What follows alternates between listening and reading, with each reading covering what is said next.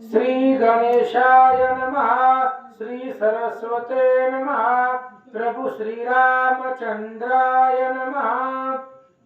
जेथे सर्वदा श्रीराम स्मरण, तेथे भक्ती मुक्ती सर्व कल्याण।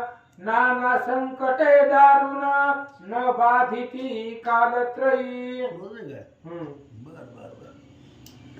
पांडुरंगा कुरु प्रथम नम दुसरे चरण संतांचे, त्यांच्या कृपादाने कथेचा विस्तार बाबाजी सद्गुरुदा. कथेचा अनुसंधान आहे प्रभू रामचंद्र आणि रावणाची युद्ध संपलेलं आहे आणि पापाचं क्षारण होण्यासाठी प्रभू रामचंद्राने अश्वमेध यज्ञ मांडलेला आहे आणि त्याने म्हणजे घोडा सोडलेला आहे पृथ्वी प्रदक्षिण करण्यासाठी. अशा प्रकारे कथा चालवलेली आहे. त्या ठिकाणी अनेक राजे लोकांनी घोडा अडवला आणि शरण येऊन ते घोडा मुक्त केला. अनेक कळभार दिला. अशा प्रकारे पृथ्वी प्रदक्षिणा पूर्ण करायला हा घोडा काढलेला होता. रक्षक करणारे होते शत्रुघ्न आणि भरताचा मुलगा पुष्कर आणि त्याबरोबर चतुरंग सैन्य पण त्याच्या घोड्याच्या मागे आहे. अशा प्रकारे त्या ठिकाणी सांगतात की हा घोडा आता पृथ्वी प्रदक्षिणा करता करता कुठं पोहोचला त्याचं सांगतात. लीला अथवा हास्य करुणा, भलत्या मिशे घडो स्मरण. न कळता परिसंव जाना, लागता सुवर्ण करी की. ज्या वेळेला परीस लोखंडाला असतो ते सोनं होतं, त्याप्रमाणे प्रभू रामचंद्राचं स्मरण जरी झालं, मनामध्ये विचार जरी आला तर आपल्या जीवनाचं कल्याण झाल्याशिवाय राहणार नाही. म्हणून नामस्मरण सर्वश्रेष्ठ आहे. प्रभू रामचंद्राचं नाम, रामनाम घेता माझा प्राण जाऊ, हे आपण नेहमी ध्यास घेतला पाहिजे. शेवटी एवढं तरी घडावं आपल्या मुखातून त्या रामाचं नाम यावं, अशा प्रकारे सांगू राहिले. न कळता प्राशिले अमृत, तरी अमर करी यथार्थ. औषधी नेनता भक्षित, परिरोगाते हरी की. अरे बघा, औषधी घेतल्याशिवाय रोग जात नसतो. औषधी घ्यावं लागतं किंवा परिसर स्पर्श लोखंडाला करावा लागतो. स्पर्श केल्याशिवाय लोखंडाचं सोनं होत नाही. तसं प्रभू रामचंद्राचं चिंतन केल्याशिवाय आपल्या जीवनाचं कल्याण होत नाही. काय कल्याण करायचं म्हणजे आपला हा जो जन्म आहे तो पुढचा जन्म चांगला मिळावा, तर आपल्या ह्या जीवनामध्ये आपण अनेक हालापेक्षा भोगतो. तसं पुन्हा याप्रमाणे आपल्या पुढच्या गुणे म्हणून रामस्मरण करावं. ग्रंथ आपल्याला रामाचं महत्व सांगतात. शुष्क तृण पर्वत अद्भुत, नेनता बाळ अकस्मात. अग्निस्फुल्लिंग वरी टाकीत, तरी भस्म होय. अशा प्रकारे एक जगाच्या जंगलामध्ये नाही का डोंगरावर गवत वाढ असतं, नुसते काळी जरी टाकली तर ते पेटतो सगळं. अशा प्रकारचे म्हणजे आगीचं महत्व त्यांनी सांगितलेलं आहे. तैसे न कळता घडे राम स्मरण, तरी दोष होय दहन. ऐसे नामाचे महिमाना, अपार जन वाळलेल्या गवतावर एक काळी जरी टाकली तर क्षणामध्ये गवत भस्म होतं. तसं बरोबर रामचंद्राचं नामस्मरण केलं तर आपले सगळे दोष निघून जातात. तेव्हा रामाचं महत्व आहे, एवढ्या रामनामाचं महत्व आहे. अनेकांचं कल्याण त्या ठिकाणी रामनामामध्ये झाला आहे. ग्रंथकर्ते आपल्याला सांगतात. आसो मागीला ध्यायी कथन, वाल्मिकाश्रम शोभायमान. तेथे अश्वसहित संपूर्ण, वीर गेले असती पै. आणि अशा प्रकारे आता या ठिकाणी हा जो घोडा आहे, ज्या ठिकाणी वाल्मिक ऋषीचा आश्रम होता नाही का, त्या आश्रमावर पोहोचला आहे. वाल्मिक ऋषी म्हणजे आपल्याला माहित आहे, हा वाऱ्या कोळी होता, बरोबर खूप तप केलं आणि तो ऋषी झाला. संपूर्ण रामायण त्याने लिहिलेलं आहे. अनेक रामायण 33 कोटी रामायण किती रामायण लिहिले? 100 कोटी रामायण लिहिले. अशा प्रकारे आपल्याकडे फक्त आपल्याला एकनाथचे रामायण माहीत आहे, तुळशी रामायण आहे नाही का, अनेक रामायण. तसं या ठिकाणी ज्याने रामायण लिहिलं, रामजन्माच्या अगोदर त्याची सगळी कथा लिहिली असे वाल्मिक ऋषी, आणि त्यांच्या आश्रमाजवळ हा घोडा पोहोचला म्हणतात. शेष म्हणे वत्सायना, आता ऐके पुढील कथना. सकळ वीरांची मना, आनंद थोर झाला. शेष नारायण बोलतायत वत्सायनाला की आता पुढची कथा गोड आहे नाही, ऐकण्यासारखी आहे का. आता आपण वाल्मिक ऋषीच्या आश्रमाजवळ आलो आहोत. तिथं कोण आहे? तिथं प्रति सीतामाई आहे, त्या ठिकाणी प्रति ध्रुव आणि कुश आहेत. आणि आता त्यांच्या सानिध्यात हा घोडा येऊन पोहोचलेला आहे. त्या ठिकाणी काय काय घटना घडतात ते आपल्याला सावधचेता आहे का गोड कथा या ठिकाणी सुधारे म्हणतात. तया आश्रमा माझारी वाल्मिक असती शिष्य परिवारी तये स्थानी सीता सुंदरी होती पुत्रा समवेत. आणि अशा प्रकारे वाल्मिक ऋषी आपल्या सर्व शिष्यासह त्या ठिकाणी राहत होते. झोपडी बांधलेली आहे आणि त्याच ठिकाणी वाल्मिक ऋषीने सीतामाईला आश्रय दिला होता. त्या ठिकाणी सीतामाईला 2 मुलंही झाली होती, लवकुश नावाची मुलंही झाली होती. अशा प्रकारे त्या आश्रमाजवळ आता रामाजवळ येऊन पोहोचला. पुढे काय झालं बघा. एके दिवशी लवासी वाल्मिकी आज्ञा केली आईसी संगे घेऊनी ऋषी पुत्रासी वना जाई सत्वर. अशा प्रकारे आता कथेला सुरुवात झाली. एके दिवशी काय झालं म्हणजे वाल्मिक ऋषीने त्या ठिकाणी लवला आपल्या आश्रमामध्ये जायला सांगितलं. वनामध्ये जाऊन या. अशा प्रकारे वाल्मिक ऋषी लहूला बोलले. पुढे काय झालं बघा. समिधा आणि कुशाधिक सामग्री आणि आवश्यक उशीर न लाविता देख सत्वर यावे परतोनी. आणि अशा प्रकारे वाल्मिक ऋषीने कुशीला सांगितलं, लवाला सांगितलं काय झालं वनात जा नाही का, काय लाकडं घेऊन ये. कारण पूर्वी स्वयंपाकाचे लाकडं असायची. आता अलीकडे गॅस निघाले, त्याचे भाव 60 रुपयाने वाढले आज टीव्हीवर बातमीमध्ये का युद्धामुळे. आणि अशा प्रकारे मग त्या ठिकाणी मग हे सरपण आणायला गेले आणि येताना गवत पण काही घेऊन या. अशा प्रकारे लवाला त्या ठिकाणी वाल्मिक ऋषीने सांगितलं म्हणतात. आईसी आज्ञा होता त्वरित संगे घेऊनी ऋषी पुत्रांप्रत लव अरण्य माझी जात समिधादी सामग्री कारणे. अशा प्रकारे काय संविधा काय सरपण काय फुलं आणण्यासाठी फुलं आणण्यासाठी त्याने हा मनामध्ये वाल्मिक ऋषीने पाठवलं म्हणतात. अशा प्रकारे कथा गोड कथा या ठिकाणी झाले. बरं पुण्याला येतो म्हणे. बरं ठीक आहे. तेव्हा अकस्मात श्याम कर्णा दृष्टी पडला शोभायमाना मस्तकी सुवर्ण पत्र लेखना अंग चर्चित चंदनादिकी. त्यावेळेस लोक हा वनामध्ये गेलेला आहे. ऋषीच्या आज्ञेप्रमाणे आपले गुरु वाल्मिक ऋषी होते त्यांनी सांगितलं वसर काही सरपण मध्ये समिधा घेऊन या म्हणून. आणि ज्यावेळेस तो समिधा सरपण आणायला गेले काय फुलं आणायला गेले त्यावेळेला त्या मनामध्ये तो घोडा आलेला दिसला. आणि घोड्याला पाहिल्यानंतर त्याच्या मनामध्ये काय विचार आला ते ऐका. आई साधे खोणी अश्ववर दावी ऋषी पुत्रासी सत्वर म्हणे कोणाचा रहमवर शोभायमान दिसतस. आणि अनेक ऋषीमुळे होते. त्या ऋषीमुळीची मुलंही होती. त्याला ऋषीपुत्र म्हणलेले आहे. अनेक ऋषीपुत्राबरोबर हा देवाले त्या पुन्हा लहू आपल्या मित्राबरोबर जात असताना ते सांगितलं अरे बाळानं म्हणले समोर मध्ये घोडा आला म्हणजे कोणाचा घोडा आहे काय बघा म्हणले. अशा प्रकारे ऋषीपुत्राला अरे कोण बोलता लहू बोलतो. हा काय आला स्वर्गाहुनी किंवा पातळातुनी न कळे कवणे सोडिला वनी काय कारणे हा जो घोडा दिसतो कुठं आला म्हणजे काय पातळात आला का स्वर्गात आला का कोणी चोर आहे इथं कसं काय घोडा आला. अशा प्रमाणे काय केलं आपले जे मित्रमंडळी होते नाही का ऋषीपुत्र होते त्याला सांगितलं जावा म्हणे बघा म्हणे कोणाचा घोडा काय ते असं बोलल्यावर पुढं. तरी आपण जाऊनी संपूर्ण करू तयासी अवलोकन आईसे वधून तया लागून संजय घेऊन निघाला. लग्न काय केलं लगेच आपले ऋषीपुत्र मित्रमंडळी घेतलेले आणि मित्रमंडळी घेऊन त्या ठिकाणी चला चला चला म्हणे ते बघा घोडा कोणाचा आला म्हणजे काय घोड्याचा प्रकार आहे काय बघू म्हणले. म्हणून ऋषीपुत्रास त्या ठिकाणी हा लव गेला. पुढं ऋषी पुत्रा सहित त्वरेसी लवे येऊनी हयापासी हाती धरिले तयासी सुवर्ण पत्रिका वाचावया. अशा प्रकारे तो आपल्या ऋषीपुत्रासह म्हणजे आपला मित्र असं मित्राबरोबर त्या ठिकाणी घोड्याजवळ गेलाय. घोडा पाहिला घोडा धरला आणि लवणे घोडा धरल्यानंतर ऋषीपुत्र काय म्हणतात ऐका.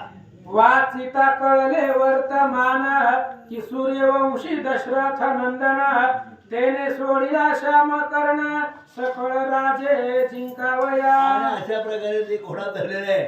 घोड्याच्या मस्तकावर पाटी लिहिली, सोन्याची पाटी होती, त्याच्यावर लिहिलं होतं. काय लिहिलं होतं म्हणले, या ठिकाणी हा जो घोडा आहे रामाने अश्वमेध यज्ञ मांडलेला आहे आणि ते यज्ञात हा घोडा आहे तो या ठिकाणी फिरत आलेला आहे. अशा प्रकारे पाठी वाचून पुढे काय झालं, याचे रक्षणासी शत्रुघ्न आणखी वीर बळ संपन्न असती बहुत पराक्रमी पूर्ण हे जिंकीतील सकळा. आणि अशा प्रकारे त्या ठिकाणी या घोड्याच्या पाठीमागे चतुरंग सैन्य आहे नाही का, आणि चतुर्ण आहेत भरताचा मुलगा त्या ठिकाणी आलेला आहे. पुष्कळ ते आलेले आहे, अनेक सैन्य आणले आणि अशा प्रकारे ते बाकी वाचले आणि मित्र मंडळी आणि हा लव काय होतोय का, जो कोणी धरील हयासी तेने युद्ध करावे युद्धासी रक्षक जिंकुनी तयासी रहवरा त्या सोडवतील. पाठीवर काय लिहिलं होतं म्हणले, जो कोणी घोडा धरेल त्याने आमचं युद्ध करायचं आणि युद्धामध्ये जर त्यानं जिंकलं तर घोडा त्यांचा आणि हारला तर घोडा आमचा आणि आम्हाला तुम्ही सहकार्य करायचं. अशा प्रकारे त्या ठिकाणी पाठीवर लिहिलं होतं. ते वाचलं आणि वाचल्यानंतर पुढे त्यांनी काय केलं ते पुढे ऐका. हा, आई सेवाचोन या पत्र युद्ध करावया लागून जया सामर्थ्य नसेल पूर्ण तेने कर भार देऊन अहो, शत्रू. हे घोडा धरायचा, धरल्यानंतर काय करायचं म्हणजे युद्ध करायचं. जर युद्धामध्ये हारला तर करभार द्यावा लागेल किंवा शरण यायचं. म्हणजे अशा प्रकारे त्या पाठीवर लिहिलं होतं आणि त्यामुळे पुढं आई सेवाचोन या पत्र क्रोधावला लव दुर्धर मने हाची काय जगी थोर अभिमाने अश्व सोडिला. आणि अशा प्रकारे होण्याचे वाचलं आणि म्हणजे गर्वानं बोललं म्हणे लिहिलं म्हणे काय घोड जिंकेल ना त्याने. गुरुराये विद्या शिकवली ती वीरासी दाखवू वहिली आम्ही असो पूर्ण बळी न भिवतया ते लेखनाते. असो कथेचं अनुसंधान वाल्मिक ऋषींच्या आश्रमामध्ये घोडा आल्यानंतर वाल्मिक ऋषींनी सांगितलं कुशाला लवाला जा म्हणले अरण्यामध्ये. आणि अरण्यामध्ये गेल्यानंतर तिथं यज्ञाचा घोडा पाहिला, पत्रिका वाचली, राग आला लवाला. त्याने विचार केला जगामधली क्षत्रिय संपली की काय, म्हणून यांनी गर्वानं अभिमानानं पत्रिका लिहिलेली आहे. पण माझा भाऊ माझ्या पाठीशी आहे, तो बलवान आहे. आम्ही दोघं जर एकत्र आलो तर कळी काळाला सुद्धा आम्ही जिंकेल असं लव बोलू लागला. ऐसे ऐकून धैर्य वचन ऋषी पुत्र वर्तिता लागून हे काय नसते करीसी विघ्न तुझ योग्य नसे पे. लवाचं धैर्य रूप बोलणं ऐकलं ऋषींच्या मुलांनी.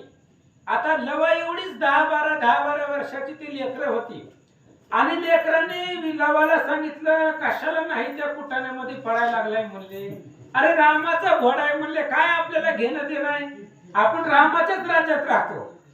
किती अयोध्येपासून ते असणार, अयोध्येच्या प्रदेशाच्या बाहेर वाल्मिक ऋषीचा आश्रम आणि आपण याच गावामधले याच नगरामधले आहोत आणि याच नगरीचा राजा तो राम आहे. कशाला त्याचा घोडा पकडायचा आहे, नाही ती संकट हाताने घराला कशाला आणतो, अशी ऋषींची मुलं लवाला बोलतात. अरे आपुल्या हस्ते ग्रहासी बळे आणूनी अग्नीला भीसी कैसी आठवली बुद्धी तुझसी सोडून देई आधाते. आणि त्या ऋषी कुमारांनी लवाला सांगितलं, लव म्हणले कसं आहे आपल्याच घराला आपण अग्नी लावणं अशी अवस्था आहे. ती घोड्याला आपल्याला पूर्ण सांगितले लाकडं समिधा आणायला जायचं घेऊन, तर त्या घोड्याच्या मस्तकावरची पत्रिका वाचली, कशाला त्या घोड्याला धरायचा विचार करायला दे सोडून, असं ऋषी कुमार लवाला बोलतात. जो राम अयोध्या बिहारी कीर्ती दयाची त्रिभुवनांतरी दयाचा अश्वा निर्धारी सामान्य नव्हे तो वीर. ऋषीच्या मुलांनी ऋषी कुमारांनी लवाला सांगितलं, लवा ही घोडा ही राम सामान्य नाही, त्रिभुवनाचा मालक आहे, अयोध्येचा राजा आहे, देव दैत्यापेक्षा बलवंत आहे, सगळ्या राक्षसांना मारणारा तो राम आहे. कशाला त्याच्या घोड्याला पकडायला सोडून दे असं ऋषींची मुलं लवाला बोलतात. ज्या रावणे सकळ देवा बंदी घालून घेतली सेवा तया लागी वदित राघवा उशीर काही न लागला. ऋषीच्या बाळांनी कुमारांनी लवाला सांगितलं, लव म्हणले त्या रामाचा पराक्रम तुला माहिती आहे का? 33 कोटी देव बंदी खाण्यामध्ये टाकून राजा रावण त्या देवांकडून सेवा करून घेत होता. त्या रावणाला एका निमिषामध्ये त्या रामाने मारले आणि त्या रामाचाही घोडा आहे, कशाला पकडायला असं सांगू लागले. नदी तरावया शक्तीहीन तो मने सागर तरेन कवना वाटे सत्य वचन तुझे सांगा सुजाना. ऋषीच्या कुमारांनी लवाला सांगितलं, लव कसा आहे म्हणले, नदी तरून जाण्याला जो घाबरतो तो समुद्र तरी जर म्हणला तर खरं मानायचं का? तसं तुझं जे बोलणं आहे तो लेकरू आहे आणि ते मोठमोठाले सैन्य आहे त्यांच्यापाशी आणि तुझं बोलणं कितपत खरं मानावं असं ऋषींची बाळ लवाला बोलतात. तोवा देखिला नाही एकही वीर समरी सोडिला नाही शर अंबुदी समान सैन्य भार कैसा जिंकीसी एकला. आणि ऋषी कुमारांनी लवाला सांगितलं, लव तू ह्या घोड्याच्या पाठीमागचं सैन्य बघितलंच नाही अजून किती आहे ते आणि एक बी बाण अजून तू सोडलेला नाही.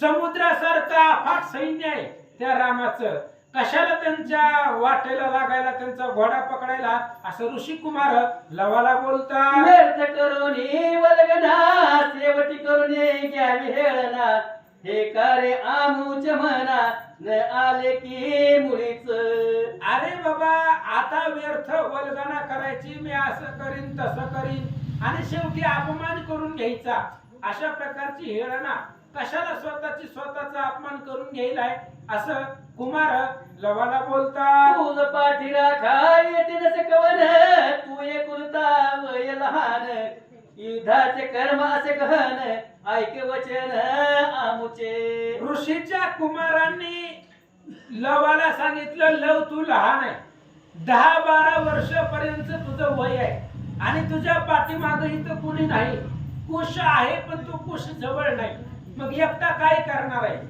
आणि युद्ध करणं हे लहान लेकरांचं काम नाही, म्हणून घोडा सोडून दे असं ऋषींची मुलं लवाला सांगतात. सोडी आता वारुसी चाल समिला के अनावयासी वाट पाहती वाल्मिक ऋषी रागे भरतील आपणा. आणि लवा वाल्मिक ऋषींनी सांगितलंय की लवकरात लवकर या म्हणून, मग इथं कशाला उशीर लावायची, ती घोडा सोडून दे आणि चल आपल्या समिधा वगैरे घेऊन, जर उशीर लागला तर आपले गुरुवर खवळतील असं ऋषी कुमार लवाला बोलतात. आयशे वाक्य ऐकता श्रवण आज येते जैसा वहनी केव्हा मर्यांदीचा दिन म्हणी तैसा कोपला लववीर. आणि त्या ऋषी कुमारांचं बोलणं ऐकल्याबरोबर लवाला राग आला. मध्यान्हीचा दिनकर सूर्य जसा असावा लाल भडक तापलेला तसा लव लाल भडक दिसू लागला. होणिया परम कुपित काय उदे ऋषी पुत्र प्रत माझा पराक्रम अद्भुत नसे तुमसे ठाऊका. आणि लव आता असणाऱ्या ऋषींच्या कुमारांना बोलू लागला, अरे तुम्हाला माझा पराक्रम माहित नाही का? आजपर्यंत आपण असणाऱ्या गुरुनं आपल्याला विद्या शिकवलेली आहे, सामर्थ्य आहे गुरुच्या विद्येमध्ये, ते तुम्हाला माहिती का असं बोलू लागला. तुम्ही बोली राजे वचन हे मल लागले विषा समान क्षत्रिय वंशी जन्मोन भीती कासया धरावी. अरे कुमारांनो बाळांनो, तुम्ही जे बोलताय तुमचं बोलणं मला विषासारखं लागलेलं आहे, कडवट लागलेलं आहे.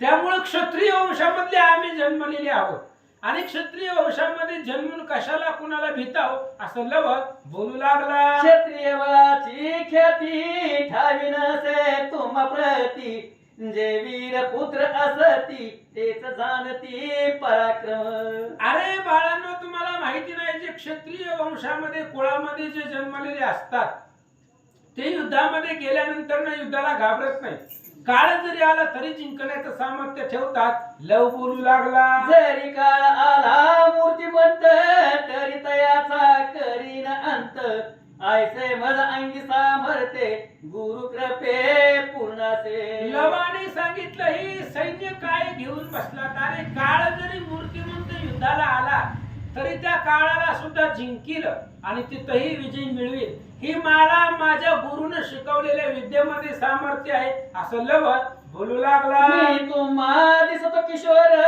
परिपराक्रम असे थोर मज पुढे टिकेल कवन वीर आयशा नसे जग माझी. अरे मी तुम्हाला लहान दिसतोय, वयानं लहान दिसतोय, दिसायला मूर्तीनं लहान दिसतोय, पण माझा पराक्रम खूप आहे.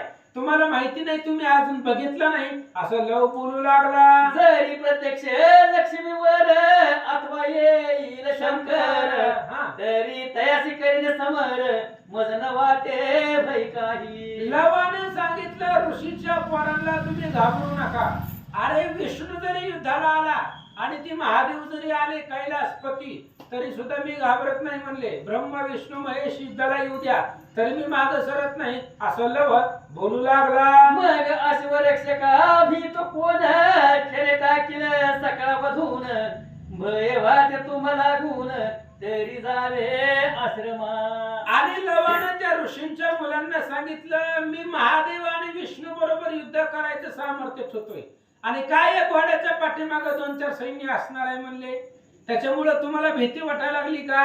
जावा तुम्ही आश्रमाला निघून, मी बघतो घोड्याच्या सैन्याबरोबर कसं युद्ध करायचं. लव बोलू लागला. तुम्ही ब्राह्मणे काय करावे स्नान संध्यादी कर्मी असावे तुम्हाची रण काय ठावे जावे सत्वर येथून. लवाने सांगितलं तुम्ही ब्राह्मण आहे, ब्राह्मणाची मुलं आहे, त्याच्यामुळे तुम्हाला युद्ध करायचं काय माहितीये. एखादा ग्रंथ घ्यायचा, वाचत बसायचं, वेदाचं पठण करायचं हे तुमचं काम आहे म्हणले. पण आम्ही क्षत्रिय वंशामधली, आमची माता वीर माता आहे आणि आम्ही युद्धाचा पराक्रम जाणतो. लव बोलू लागला. ऐसे ऐकून भाषण ऋषीपुत्र गेले तेथून राती दूर जाऊन चमत्कार पाहावया. लवाचं बोलणं ऐकलं. ऋषींच्या मुलांनी विचार केला ह्याला काय करायचंय ती करू द्या म्हणले. म्हणून त्या घोड्यापासून त्या जिथं उभे होते तिथून लांब जाऊन लपून बसले आणि लव काय करतोय पाहू लागले. कर्दळी मणी बांधून अश्वसी हाती घेऊन धनुष्यासी सिद्ध संग्रमासी वाट पाहे वीराची. त्यावेळेस ते असणाऱ्या लवानं ती घोडा जो होता तो घोडा पकडला आणि त्या वाल्मिक आश्रमामध्ये कर्दळी वन आहे, झाड आहे आणि त्या कर्दळीच्या झाडाला ती घोडा बांधून ठेवला आणि मग युद्धासाठी हातामध्ये धनुष्यबाण घेऊन घोड्याच्या जवळ उभा राहिला. तो पातले अश्वरक्षक शोधित वन सकळीक तव अकस्मात लो बाळक धनुर्धारी देखिला. तेवढ्या वेळामध्ये घोड्याचे जे काही रक्षक होते ती पाठी मागून आले. आल्याबरोबर त्यांनी बघितलं, लवाला पाहिलं. 10-12 वर्षाची मूर्ती त्यांना दिसली. अश्ववाणीला कर्दळी वनी ऐसे वीरे आवलो कोणी कुशीले लवासी क्रोध वचनी अश्व कोणे बांधिला रे. आणि त्या घोड्याच्या रक्षकांनी पाहिलं की घोडा झाडाला बांधलेला आहे आणि तिथे एकटा लव उभा होता, बाकी कोणी नव्हतं. मग त्या रक्षकांना राग आला आणि त्यांनी त्या लवाला विचारलं घोडा कोणी बांधला. तू वामचा श्याम कर्ण बांधिला सीन कळून तरी तया दे सोडून ना तरी शिक्षा करू आम्ही. रक्षकांनी लवाला सांगितलं हे बघ म्हणले बाळा, जर तू घोडा पकडला असला अज्ञानानं न जाणता तर दे सोडून म्हणले घोडा.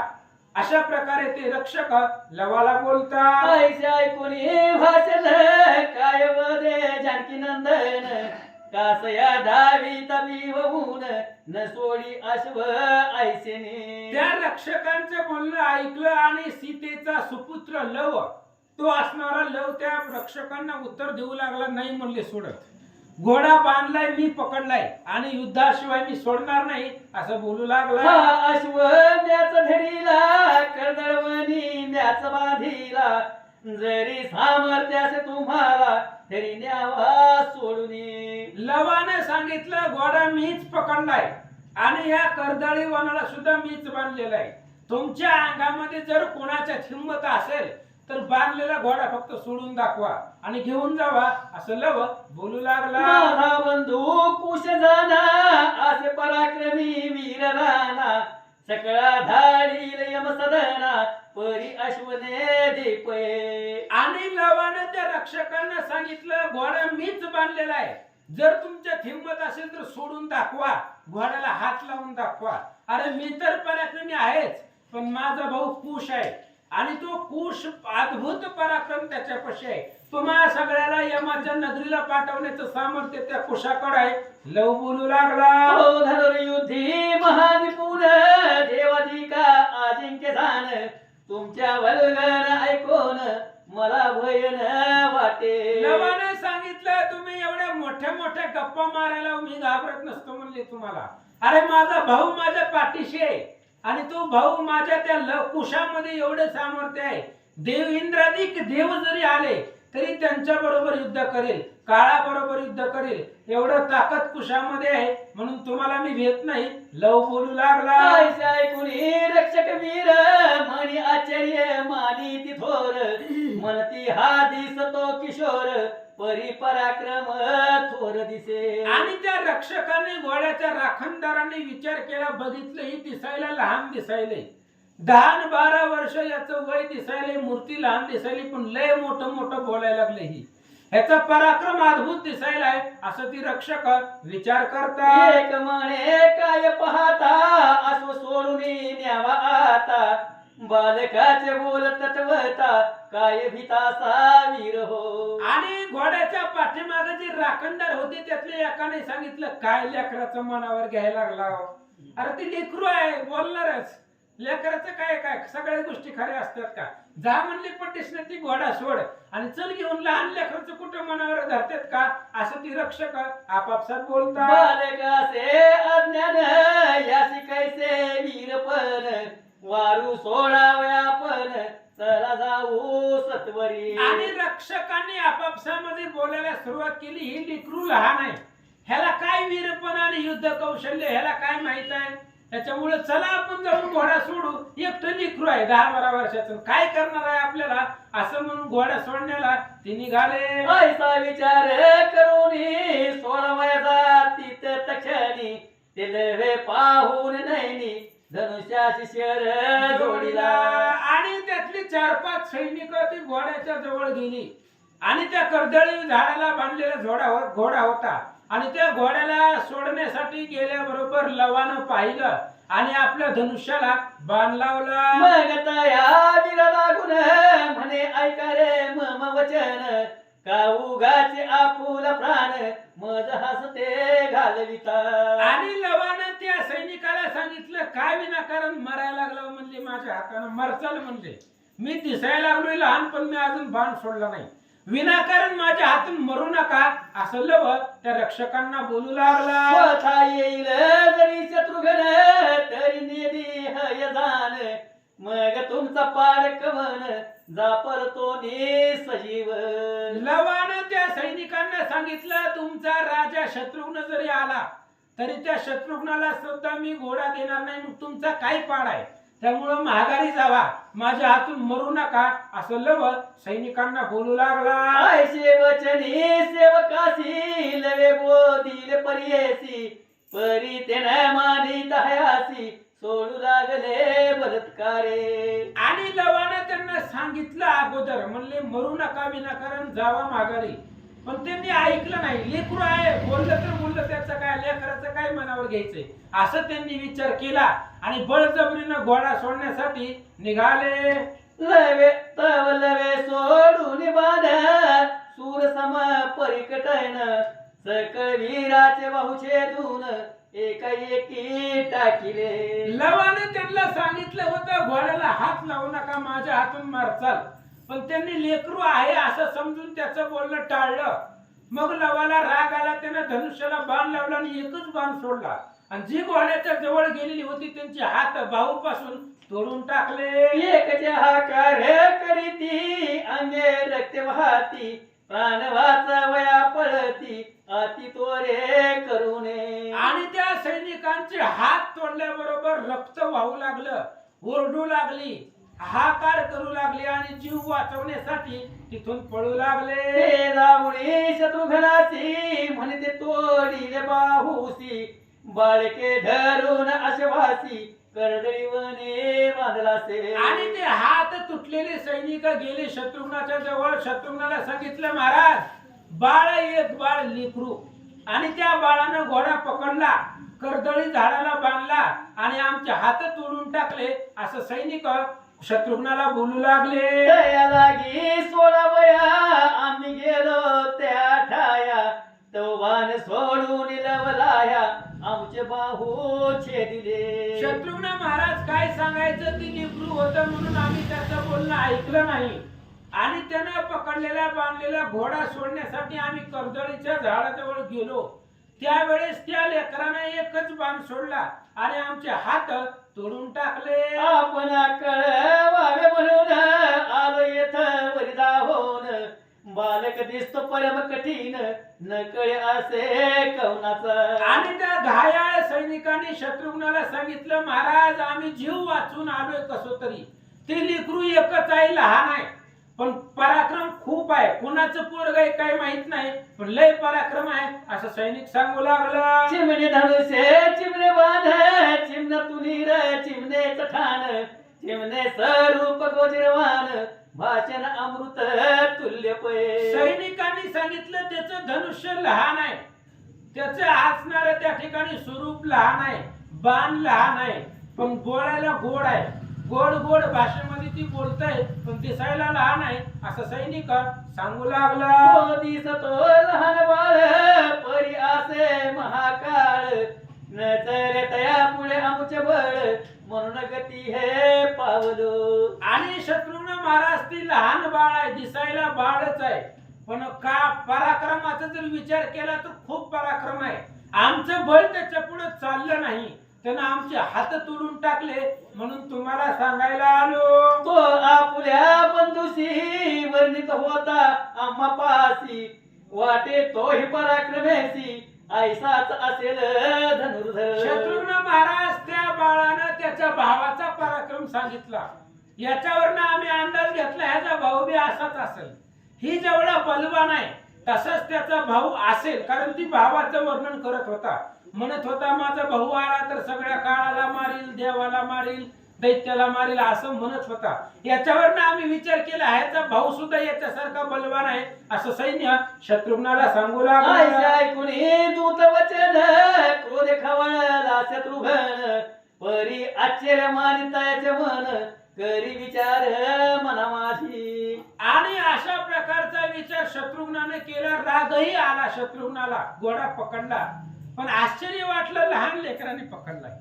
एखाद्या राजाने पकडला असतं तर युद्ध करता आलं असतं, लहान लेकराने घोडा पकडला याचं आश्चर्य शत्रुघ्नाला वाटू लागलं. ऐसे कथानक वर्थले शेषवाच्या यांना निवेदिले, तोची प्राकृत भाष्य केले संता लागी निरूपण. आणि अशा प्रकारे शेष महाराजांनी पाताळाच्या ठिकाणी वत्सेन ब्राह्मणाला, ऋषीला जे सांगितले तेच मी तुम्हाला प्राकृत भाषेमध्ये तुमच्या पुढे मांडलं. पुढीला ध्यायी वाचायन प्रश्न करतील शेष लागून, की जानकी पुत्र निधान केव्हा प्रसवली आश्रमी. आता पुढच्या अध्यायामध्ये ज्या वेळेस वत्सायनानं ऐकलं की लवकुशानं घोडा पकडला आणि ती सीतेची मुलं आहेत, त्यावेळेस वत्सायनाला प्रश्न पडला आणि वत्सायन शेषाला विचारतील, महाराज लवकुश जन्मले कधी? सीता अरण्यामध्ये सोडली हे सुरुवातीला सांगितलं, पण लवकुशाचा जन्म कसा झाला, ते कधी जन्मले, त्यांची कथा आम्हाला सांगा. ऐकोनी त्याचे वचन शेष केले निरूपण, ते कथानक विस्तारून पुढे श्रवण करावे. वत्सायन ब्राह्मणाने शेष महाराजांना विचारलं की लवकुशाचा जन्म कसा झाला, कुठं जन्मले, कसे जन्मले, कसे लहानाचे मोठे झाले, ती कथा विस्तारून सविस्तर शेष महाराज सांगतील पुढच्या अध्यायात. ऐका. रामाश्वमेध ग्रंथ सुंदर, वीर रसाचा भरला सागर, श्रोते सज्जन पोहणार पार जातील तयाच्या. राम अश्वमेध ग्रंथ सुंदर आहे आणि वीर रसाचा समुद्र आहे. या वीर रस समुद्रामध्ये जो पोहणार आहे तो मोक्ष मार्गाला जाणार आहे असं सांगतात. परीकडे रघुनंदन श्याम सुंदर आकर नयन दृष्टी पडेल रूप सगुण अत्यानंद होईल. आणि राम अश्वमेध समुद्र जो पोहून जाणार आहे त्या समुद्राच्या किनाऱ्याला रामचंद्र आहे आणि त्याला रामाचं दर्शन होणार आहे असं सांगतात. म्हणून मी दत्तदास श्रवण करा रात्रंदिवस भवपार व्हावयास हाच उपाय उत्तम. म्हणून आता भवरूपी समुद्रामधून तरुण जाण्यासाठी एकच उपाय आहे. सांगतो तुम्हासी भजारे विठ्ठला नाहीतरी गेला जन्म वाया. इथे श्री पद्म पुराणे पाताल खंडे शेषवासायन संवादे राम अश्वमेध लौहाय ग्रहण नाम चतुपशंतवाध्याय कुंडली कवधारी विठ्ठल